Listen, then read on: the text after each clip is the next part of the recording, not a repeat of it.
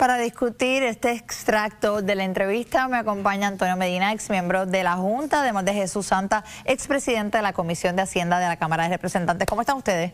Buenas noches. Muy bien, buenas noches. Bueno, hoy fue una conversación bien profunda, entramos en muchísimos temas. Quería conversar con el tema del presupuesto, que es con el que usualmente relacionamos la Junta de Control Fiscal. Dentro de este proceso, como pudieron escuchar, hablaron de que estos dos presupuestos balanceados que cumplen con promesa, que nos venden todos los días, ya llevamos 2 de los 4 que necesitamos. Básicamente él nos dice, no, lo que llevan es 1. Hay que ver lo que va a ocurrir con este segundo. Y quería preguntarles, ustedes que han estado en diferentes posiciones de trabajar con estos presupuestos, ¿es conveniente crearle una expectativa a la ciudadanía de que ya hemos cumplido con estos dos presupuestos? Yo creo que depende del relato que tú das, puedes tener una interpretación muy amplia o poco amplia. Yo he tratado siempre de plantear que el primer paso para que un presupuesto eventualmente sea cualificado como balanceado es que arranque balanceado.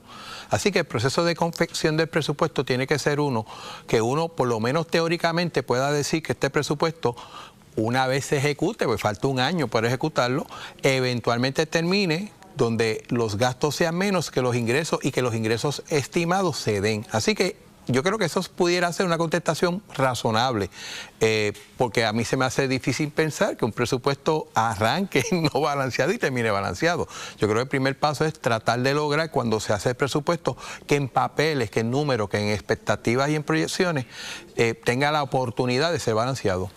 Antonio, usted fue parte de la Junta.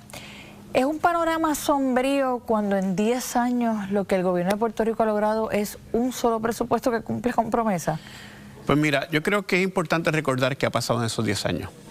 La Junta empezó en el 2016, pero tuvimos a María en el 2017. Y eso nos echó para atrás como país, décadas, en términos de la destrucción que hubo, los impactos de la economía. Y cambiar las prioridades también. Y también pues la Junta no podía estar enfocándose en terminar los trabajos e irse de Puerto Rico cuando realmente teníamos que reconstruir a Puerto Rico de la condición que quedamos. Tuvimos una pandemia en el 2020 que también cambió significativamente las prioridades.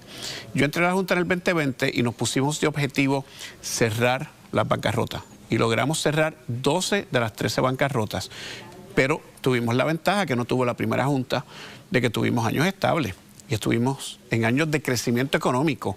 Estas tragedias de que hablamos, ¿verdad? El huracán y la pandemia trajo también mucho dinero a la mesa, más de 120.000 millones de dólares federales, que ayudó entonces a cuadrar la caja y mover el país para adelante, porque fueron muchos proyectos de capital que todavía están ocurriendo, pero eso nos trae recaudos adicionales y crecimiento económico. Por lo tanto, los 10 años hay que mirarlos en el contexto de la complejidad.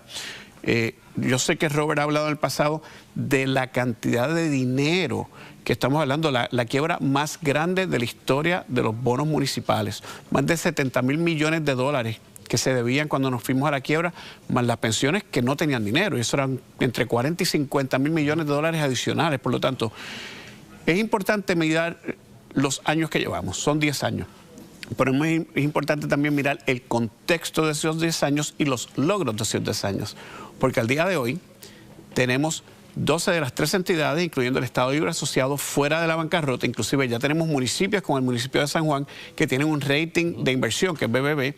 Tenemos ciertas entidades como la Autoridad de Acueductos que tienen capacidad de ir a los mercados, aunque no lo están haciendo activamente ahora mismo. Por lo tanto, si yo miro los 10 años, creo que hay una gran cantidad de retos y unas circunstancias dificilísimas para el país, combinado con unos resultados que han sido positivos para el país, pero claro, 10 años es mucho tiempo, ojalá lo hubiéramos hecho en menos.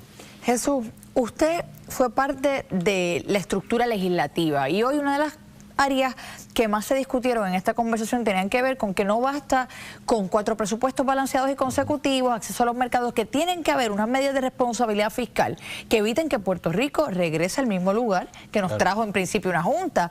¿Usted cree que haya terreno fértil y responsabilidad suficiente y la madurez política en nuestra legislatura para poder aprobar la serie de medidas que requeriría esto? Pues mira, yo estoy confiado de que sí. No todo el mundo está pensando en la misma línea, pero yo entiendo que sí.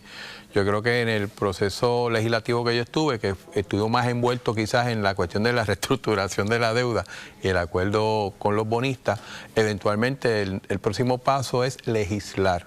¿Legislar qué? Legislar medidas para tratar de evitar volver a caer a los mismos errores. Yo te puedo adelantar, de hecho pasó en esta sesión, hay 2 proyectos que para mí son importantes, no son los únicos, hace falta más, que tienen que ver con la reserva de capital, donde da certeza de cómo se va a capitalizar o llenar el pote para poder tener dinero para poder manejar la infraestructura del país. Hay unos controles en que esos proyectos ya fueron aprobados por ambos cuerpos, están para firmar a la gobernadora. Fueron a Fortaleza, salieron, si no me equivoco, el 14 de julio en trámite, ¿no?, a que la gobernadora lo firmara. Obviamente entiendo que allá en Fortaleza tienen su staff legislativo, evalúan la pieza, no veo por qué no se vaya a firmar. Ese es uno. Y una reserva presupuestaria que lo que busca es que el gobierno, fuera de la reserva que tiene para las emergencias catastróficas naturales, tenga un dinero guardado por si en alguna situación donde ocurra algo extraordinario o donde las proyecciones de ingresos no se den, en vez de tú estar cortando dinero a servicios esenciales, tenga un pote que puedas resolver en el momento.